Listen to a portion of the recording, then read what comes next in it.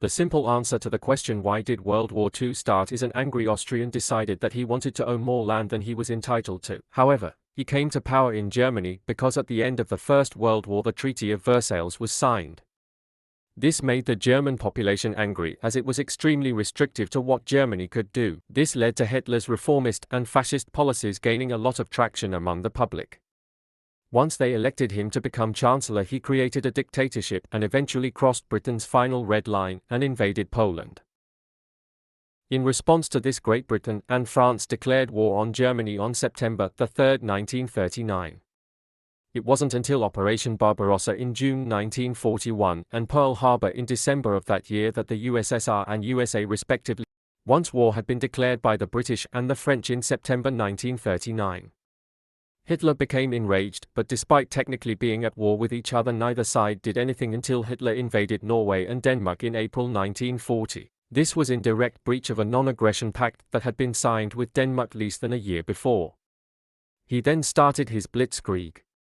Chamberlain resigned and was replaced with Winston Churchill.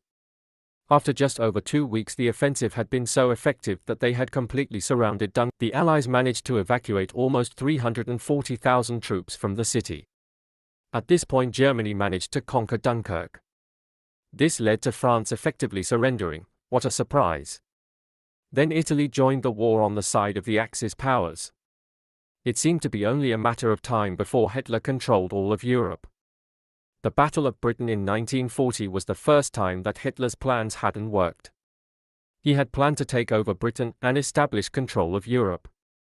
The RAF managed to fend off the offensive by using new technologies such as radar. Then in December the British attacked the Italians in North Africa and managed to push back the Italians to Libya.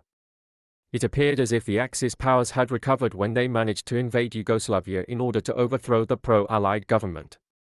His next big failure was Operation Barbarossa for his attempted invasion of the USSR.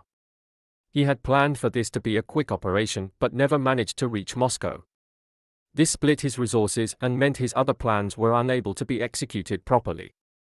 Finally, at the end of the year, Japan bombed Pearl Harbor, which meant the USA joined the war and the tide seemed to be turning. After Japan bombed Pearl Harbor, both the UK and USA declared war on Japan. The Pacific War began with the USA taking and liberating strategically placed Pacific islands that could be used as an airbase. Now that the US had joined the war, they started supplying the Allies with more equipment which was used to liberate northern Africa.